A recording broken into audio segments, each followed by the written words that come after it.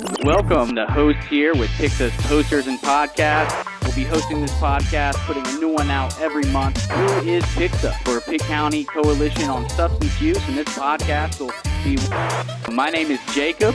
I'm the host here with our co-host, Lily Malpass. Pixa has many initiatives, but our biggest one is supporting our community. So I look forward to seeing you here.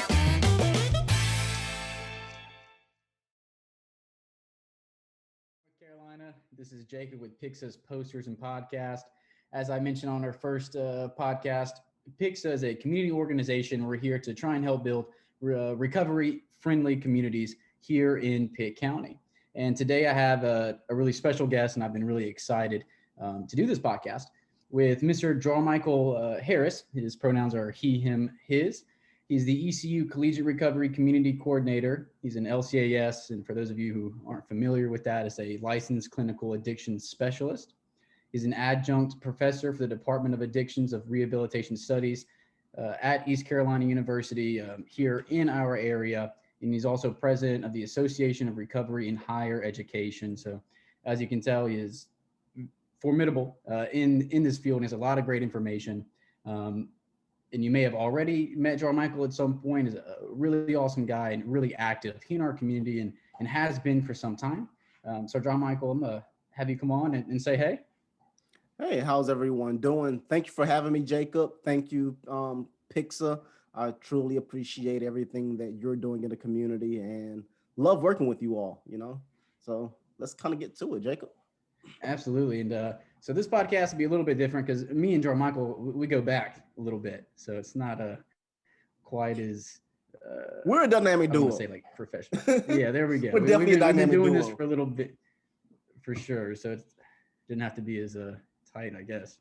But yeah, so I wanted to, because I know what this stuff is, but our community doesn't always know what it is. Like I know that a lot of people who don't know that ECU has a collegiate recovery program. And then like, what does that even mean? So I wanted to start with that. Like, what is collegiate recovery, whether it's at ECU or whether it's at UNC Greensboro or anywhere? Like, what does that mean? Yeah, so collegiate recovery as an idea has been around for probably the last 40, almost 50 years now. Really? Yeah. So the first school to offer what we consider collegiate recovery now was Brown University. I'd say about 45 to 50 years ago. For those who might be more familiar with collegiate recovery, we often look to schools like Texas Tech University, who has a really robust collegiate recovery program and actually had a SAMHSA grant that kind of did a replication model so when people hear about collegiate recovery, they often think about Texas Tech. But it was actually Rutgers University that had the first kind of on-campus housing for students in recovery.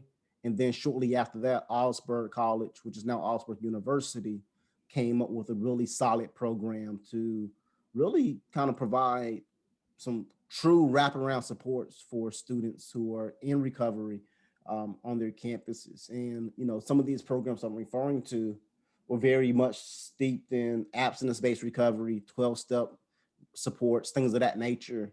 And what we're seeing now in more recent history, I guess you could say, are programs that are offering a full variety of services, not just abstinence-based recovery, not just 12-step, but really embracing the full continuum, but also the multiple pathways of recovery. And so at ECU in particular, we're talking about maybe not always offering every type of recovery meeting that's possible, but educating our students on what's available to them so they can make informed decisions about their own recovery process, and then helping them point them in the right direction towards whatever it is they're looking for to best meet their goals. And so for most of our students, that is abstinence-based recovery.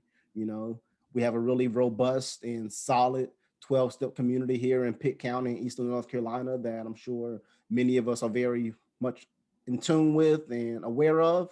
But there's also some really great resources that are available just outside of Eastern North Carolina. Smart Recovery is one that comes to mind for me that I think is picking up some steam in the Triangle area. There are other resources out there that, our students just haven't been exposed to just yet, because for most of our students in Eastern North Carolina in particular and at ECU, the term of recovery is something that they're just kind of learning or becoming adapt to. And so, a huge part of what we do on our campus with the ECU's Collegiate Recovery Community is educating the broader campus community on what recovery is, how do you find supports, and also some of the key differences between someone being in active substance use disorder and addiction versus stepping into recovery from those disorders. For sure. And, I'm from this area. In order, before you would go into recovery for a substance use disorder, we can be in recovery for many different things outside of SUDs. But for addiction specifically, you would have to have misused substances at some point, right? And college is often kind of like that first point of contact for many young people. In ECU, and it hasn't remained this way, but in the past, it was very much so, a party school. So I'm curious to know, like, how is it that you were able to get a school that had often, maybe not publicly embraced it, but the culture surrounding, underage drinking was just like rampant. How did that come about? Like, what was the genesis of ECU's CRC program? I'm just curious to know. Yeah. So in 2014, and actually several years prior to that, a group of students from across the state who had been in long-term recovery, recognizing that, as we oftentimes say, colleges and universities are recovery hostile environments, right? That because of the stigma associated with college being kind of like these party atmospheres. I like to use the analogy of sex, drugs, and rock and roll, right? Like, we see this constantly in media, and I mean, there are various like top 20 and top 50 party lists all the time that ECU has found themselves a part of. And, these students who are in recovery were learning about collegiate recovery taking place and taking shape across our country, and started advocating to our governor and decision makers across the state about having more recovery supports on our campuses across our state. And so at the time, the University of North Carolina, Charlotte, is the oldest collegiate recovery community in our system. They've been around for almost 11 or 12 years now. And then shortly after that, UNCW had a formal program already in place. And UNC Chapel Hill had a support group, but they didn't really have a full out community just yet. But so these students kind of banded together, went to the Governor Pat McCrory at the time, and said, hey, this is who we are. This is what we need and why. And after kind of combing through some of the research, the very early research, not a whole lot of it that's out there, they came to the realization that collegiate recovery might be a solid approach to addressing some of the underage drinking issues on our college campuses. And so out of that, there was a grant from SAMHSA that was applied for by our local Department of Health and Human Services. They used that money to fund 6 programs for collegiate recovery in our state. And to their credit, gave each of our campuses the autonomy to create a program that we thought would best fit our campus culture. And so in 2014, we received that money and opened our doors in 2015, where I was then hired as an intern initially, doing that kind of the grant phase. Right after the grant was kind of funded, I was a part of the intern team to kind of help to design the program, decide what exactly this might look like, and then ultimately hired into the position to run our collegiate recovery community. And so for us at ECU, again, having the opportunity to develop a program that we thought best would fit our campus culture, we took a really educational approach, an approach to really support students anywhere they were on the continuum of substance use. right? So even if a student is completely on the side of, I don't do drugs, I don't really have any experience with drugs, but I may understand that my family members or certain close friends of mine have a challenge. I just want to learn more about what those challenges are and how I can be able more support. We call those our allies. To students who, have had 5 or 6 years of recovery themselves and looking to be in a space of like-minded individuals where they're not quite as tempted and not having as many challenges, as some others. Then we have some right dead in the middle who have absolutely no idea what recovery is, how to find recovery, or if they even need recovery, but they do know and understand potentially that, the way they're drinking or the way they're engaging in substance use isn't conducive to getting them to graduation. And so while that is a wide range of folks to really kind of cater to and support, ECU is doing our best job to support every student in their in our best way possible. And what we kind of say as a kind of a tagline for our group is stronger selves. And for us, what we mean by that is, obviously our campus being very nautically themed.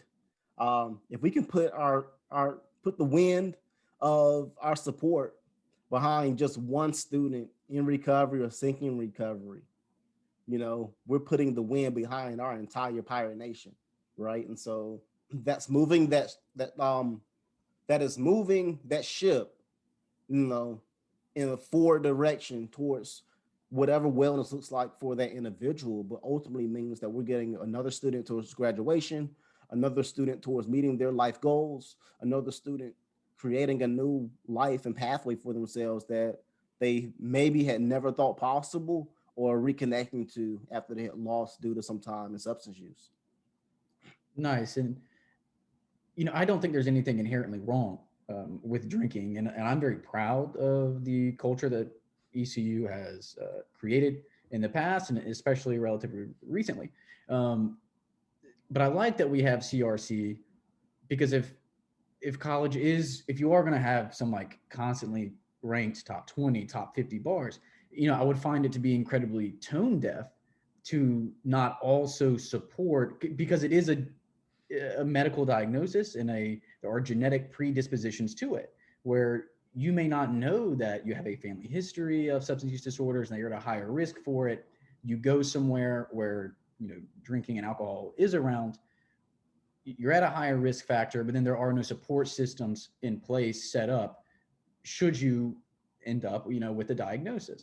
Mm-hmm. So, it's just awesome to know that the ECU recognizes that, and they're willing to support their students who do end up falling into that caveat, or if someone in their family is in it, right? Because if you have family members in it, especially in college, support systems are always important, but especially at that age group where you're still trying to figure things out and figure out who you are. Like support systems are really, really important. I did want to know, so like, oh, go ahead. No, I'll just add really quickly, addiction touches 2 out of 3 Americans. And it's not necessarily 2 out of 3 Americans are diagnosed with a substance disorder, but family members, friends of the family, we all are affected by this in one way or the other. And so just the simple fact that ECU recognizes, hey, we can better inform and better educate our own students on some of these dangers, but then also how to help someone out of a bad place is absolutely amazing. Going back to the foundation of our program, it really is about educating the campus to change the culture. So yes, ECU may have for generations have had this stigma about it of being a party school. But now we're at a place where our collegiate recovery community is not only affecting change on our campus, but also giving ECU a new name in a lot of ways, because now we're understanding that, you don't have to come to ECU just to be a partier, right? That, we have amazing programs across our campus that are nationally ranked, and our students are showing up and are doing amazing work in the work that they're doing outside of, where they may or may not be participating in on the weekends. And, I think our campus has done a really great job of elevating our collegiate recovery community and highlighting some of the work that we're doing, because it does matter. And I feel like, the things that our students are experiencing within our collegiate recovery community and otherwise is definitely worth writing about. So what are some of those things that have been done, right? Like what are, familiar with like the Purple Pantry, Mm-hmm. which, kind of like was with birth, like out of CRC, and like what are some of the current support systems in place that ECU has right now, whether it be like the all recovery meetings or whatever may currently be in place. Like if you had a child who was going to ECU right now and you knew that they were at risk, or you want to know what support systems were in place, or for a current student now who may be watching, like what is there at this present moment? Yeah. So our collegiate recovery community stands on what we call our four pillars, which are recovery, education, wellness, and service. And you mentioned our Purple Pantry, which is actually it was an idea that was birthed out of the collegiate recovery community, but thankfully, it wasn't just on us to see this opportunity, into fruition. We really had the support of our student affairs department, or the division of student affairs, rather. Many different departments within student affairs really rallied behind this idea to provide provisions for students who are food insecure in our campus.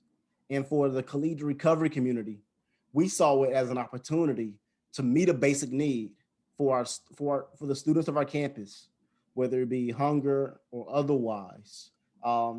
Maybe it's just financial, but if we can provide a meal or two a week for a student, that's, you know, $40 maybe that they don't have to come up with, and can relieve a little bit of stress off their lives and all of that. But we saw a connection here between a rising issue of hunger and food insecurity, as well as homelessness on college campuses. And, there's not a very but short leap from food insecurity and homelessness to substance use disorder, right? Like they're all intertwined.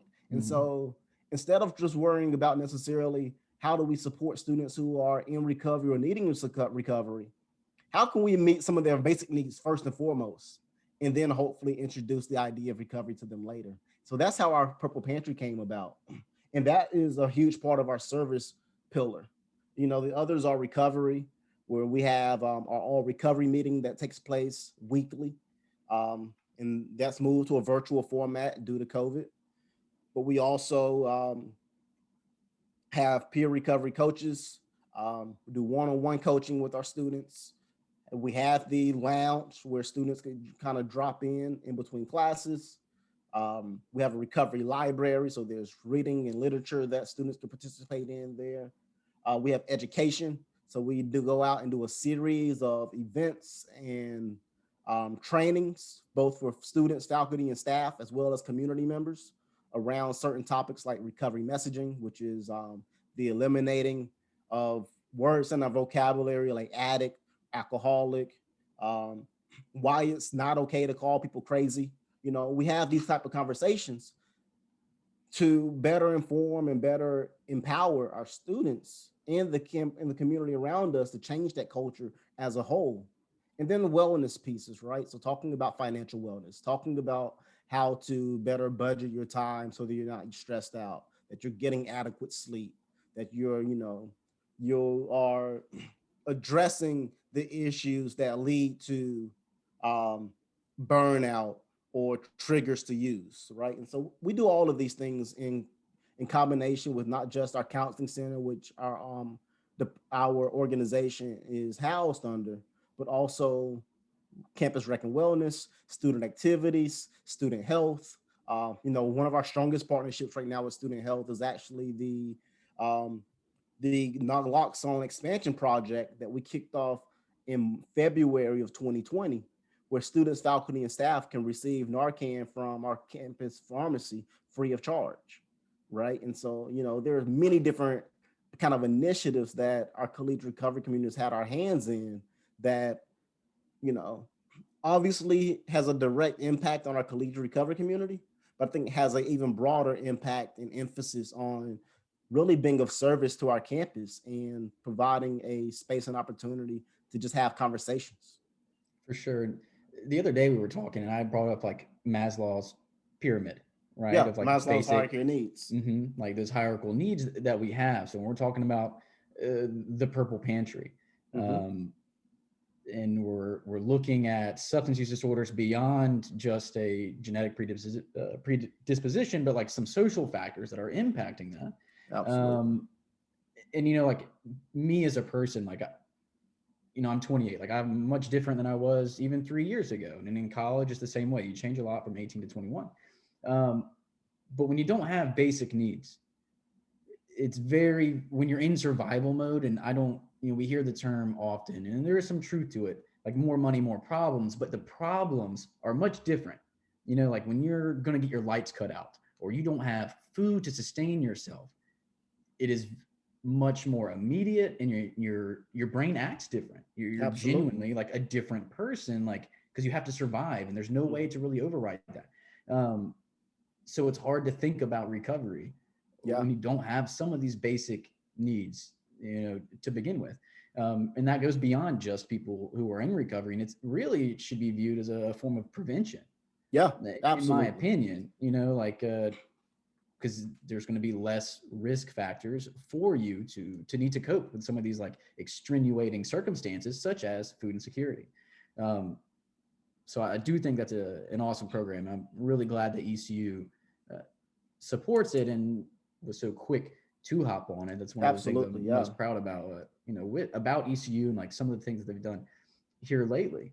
So a question I did want to ask you, like, because you are the Collegiate Recovery Coordinator, I guess like on behalf of parents, and it's a hard thing to answer, but like if you had a child who was either A, in recovery, B, actively using, or C, just you felt like was at a higher risk factor, not so much like what could ECU do, but like as a parent with a child in college, how do you go about supporting them? And this kind of ties into the language piece that you were just talking about.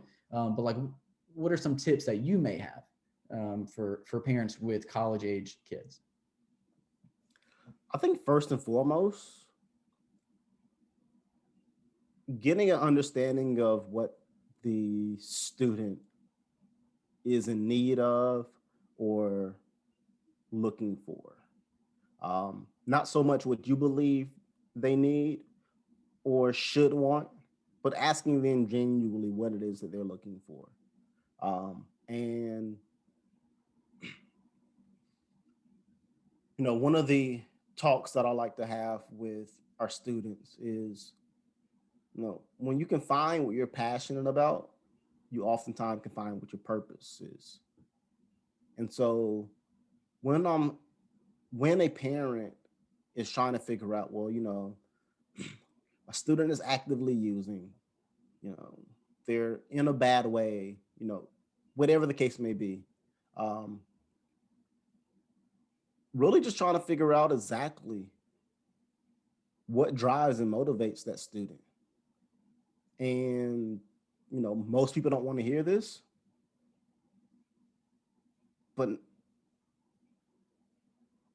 just substance use in and of itself isn't always an issue or the issue, right? Absolutely. Like, especially talking about our young people who have so many challenges and so many things competing for their attention today. I still feel pretty young and, about it and all of that, but I'm so far removed from who I was as a high school senior or even a college senior for that matter. In that time in between of me just trying to figure out who I was, I'm not in recovery myself. And that's another conversation I think maybe we can get to before the end of this podcast. But I can only imagine what a student in recovery is going through right now, with so many different things competing for their time and their attention, and the many pressures that are put on our students by this world that we've created via social media, right? I think they're just, they say that the enemy of joy is comparison. Well, if I'm stuck in my phone or online more hours a day than I'm sleep and or actually doing my work, then I'm constantly being bombarded with images of comparison, images of what I ought to be, what I should be, and very, very little do I see anything that represents me in its totality. That's a hard place to be. You couple that with a student being in college or in high school trying to get into college, the pressures of GPA, the pressures of, just being competitive in school, class rankings, all these things that we kind of put on ourselves of who we ought to be and who we should be. That's just a lot to deal with. And so, if I'm a parent, or if I could speak to parents, it would be to just kind of get into their world a bit and find out how you can best support them. I think the idea of recovery in and of itself really is more about how can I be a better person tomorrow than I was yesterday? And what am I doing actively in this moment and in this day, AKA just for today, to get me there? And when we can have those conversations and be honest about that, I think we get a lot further. For sure. I like that you mentioned like what is driving that student or their child, regardless of what you believe should be driving them. And in my email signature, actually, I have a quote. It says, "I must try to see the difference between my picture of a person and their behavior, as it is narcissistically distorted, and the person's reality as it exists, regardless of my interests, needs, and fears." And that's a quote from a humanistic psychoanalyst named Eric Fromm. And it is that same kind of thing, right? Like, my picture of how they should be acting is going to be distorted to how I view it as it should be, right? Like not as their reality as it exists, as a person, as a human being. So to me, it seems to come down to just like unconditional love, right? Like that support without the constraints. Like you don't have to support a behavior to still support that person, right? To let them know that I always, like I tell parents, and we work more with youth, like just letting them know that you're proud of them, like that self-worth plays a big role in it. And that kind of ties to that unconditional love, just letting them know that they're not alone and being part of that support system. So I do like that advice. But yeah, so we'll kind of hop into you not being in recovery, which is kind of unique, like you being the board president of the Higher Education Collegiate Recovery Organization, running ECU, CRC. So, what's kind of your story? Like, how'd you get involved in this? Because it's not like you just work there. Like, this is your life. Like, I've seen you do it. You're not just talking the talk. Like, you're out here walking the walk. So, like, what kind of inspired that passion, and what still drives you? Yeah. So, I just mentioned, find your passion and find your purpose. And, when I have these conversations with students, I tell them, be passionate about what you're passionate about. And for me, that passion was in mentoring. So seeing someone even a year younger than me and saying, hey, like I've been where you've been, and I've already actually been at least 360 days ahead of where you're trying to get to, right? And so growing up and having really positive influences in my life, whether it be coaches, my father was a huge influence in my life and the influence of many others. I landed in collegiate recovery by happenstance. In fact, for years, I was actually working at Port Health Services, and at the time it was Port Human Services. Um, and I worked As there a for clinician? as a clinician, yeah. Okay. And working at the adolescent residential unit as a paraprofessional, working in both day treatment and residential there. Kind of shift work, 8 to 12 hour shifts, overnight weekend trips. Like, I was living a life. I loved that job. It was one of my favorite jobs I've ever had. But I landed there while in undergrad. I was coming up on my internship year. And all through my undergrad years, I worked as a certified nurse assistant. I had aspirations of going to medical school. I came to ECU, in fact, because I saw Chapel Hill was kind of hard to get into, but their medical school was even harder to get into. Other schools in our state, but I saw very clearly that, Brody School of Medicine accepted more students from ECU than they did from any other school across the state. So I said, well, if I really want to go to medical school, Brody looks like a solid choice. Maybe I should just go to ECU. And, I was a diehard Tar Heels fan. I had only really heard about ECU through sports. I played football and track, and I had upperclassmen that would be receiving, recruitment letters from Skip Holtz and things of that nature. So I vaguely knew about ECU, but my mindset was on medical school. And so that was where all of my focus was. So I did the whole CNA thing in high school, worked as a nurse assistant all through undergrad. Long story short, I get time for internship during my undergrad experience in a counseling program, or, bachelor's level counseling program. And they handed me literally a 3-inch binder and said, find 3 places in here that you would like to intern, and call these places, set up your internship. You'll start in August. It's like, okay, but this is huge binder.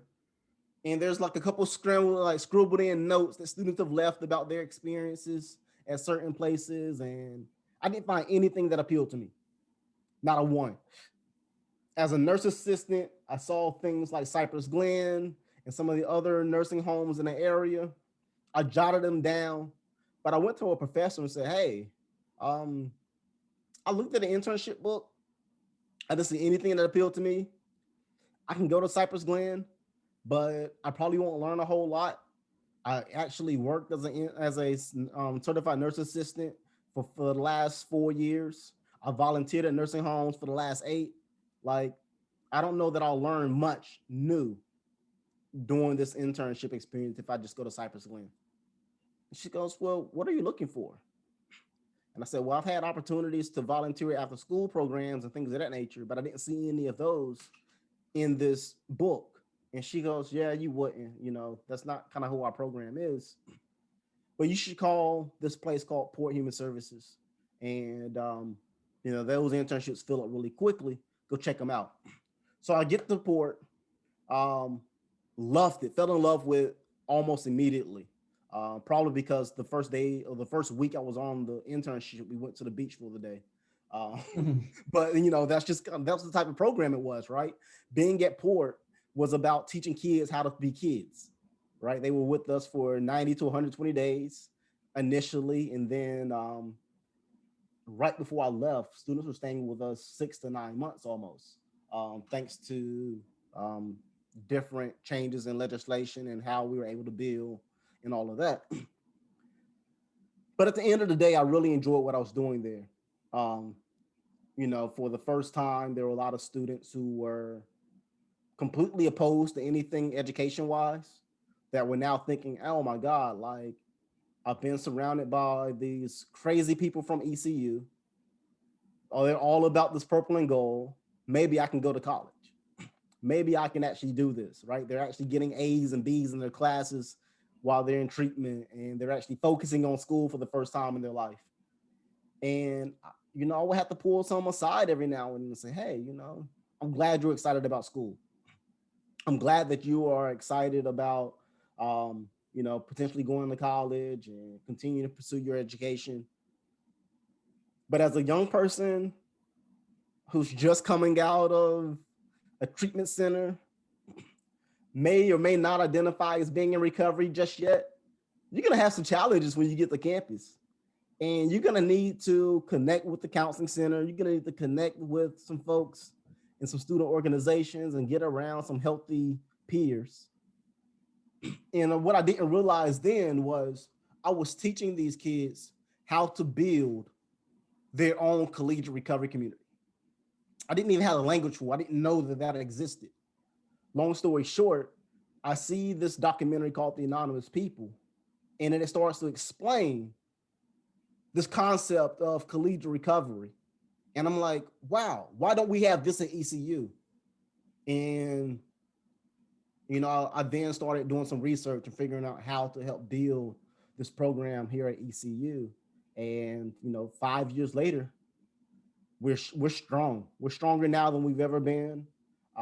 We've graduated probably close to 24 students in recovery, and probably 2 or 3 times that of students that we would identify as being allies, or students we've educated in workshops or trainings on what it means to support an individual in recovery. And so I'm really proud of the work that we've been able to do in that short amount of time. So yeah, I'm not in recovery, but the impetus of how I ended up here was about how to mentor and be a light for a group of young people. Well, even come in here with the intentions of medical school, being a physician is a service oriented career path. Even then, my goal there was to be a sports medicine doctor so that I could be on the sidelines of high school games. Yeah, but you kind of figured out like who you were, and being service oriented, like being a clinician you're kind of right up that alley.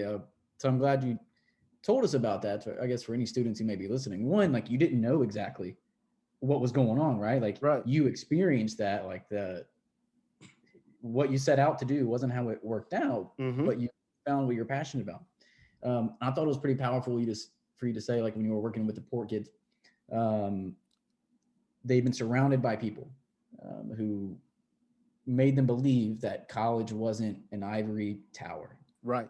And just for me personally, on a personal level, like that's really important. Because for a lot of people, especially if your parents didn't go to college, no one around you went to college, especially in rural areas. I mean, college it's just not meant for you. It may not be written down anywhere, but you internalize it that it's not obtainable for you as a person. So ECU kind of having some programs in place for someone who may be feeling that way, even outside of CRC. I know ECU has a program specifically for students, I think it's like peer success, but who are transferring from community college, because community college oftentimes feels much more obtainable for someone who doesn't have a family member who went to college, or they don't know how to work FAFSA or know that they need to apply by a certain deadline, and certain things like that. I just think it's awesome that, that ECU is doing that and has some of those programs in place, because we can choose not to talk about it and say that these things don't exist when they do. And then that's not going to help anybody. Or we can be active in our prevention, in our harm reduction, in our recovery, and like tackling it head on. Because if we letting it fester in silence is only going to expedite something that we don't want. That isn't going to be best for our community. So I do think that's awesome stuff. I'm happy to hear it. And lastly, I kind of wanted to go over, and we've talked about this many times before, the power of language. And you briefly mentioned it a little bit earlier, and we're talking about stigma and the stigma of ECU being a party school. What is stigma? And then when we talk about the power of language and using certain words, like what are some of the words that we should try not to use, and why is that? Right. Yeah. So stigma is, I guess there's 2 types of stigma, right? There is external stigma, and then there's internal stigma. External stigma is this idea of othering someone, right? That those people over there are bad people, or, that person has something about them that I don't want near me, or I don't want to touch that, right? That's kind of that external stigma. Internal stigma is the observation of external stigma, and without even expressing it or saying it, believing certain things about yourself that may or may not be true, but has negative connotations, right? And so when we talk about this idea of stigma when it comes to substance use disorders, the research has been done on internalized stigma of words like addict, alcoholic, junkie, crackhead. These are words that we hear every day in our just common language, and oftentimes, too often, in joking and making fun of a particular situation. And the research shows that, especially as clinicians, when we're sitting in front of an individual that may have a substance use disorder, that that person has experienced both the internalized and externalized stigmas associated with their substance use disorders for probably much of their lives, right? And the power of language, using person first language, first and foremost, is should always be a thing. But even beyond that, using words like substance use disorder rather than just simply addiction, or a person with an opioid use disorder rather than calling them a junkie.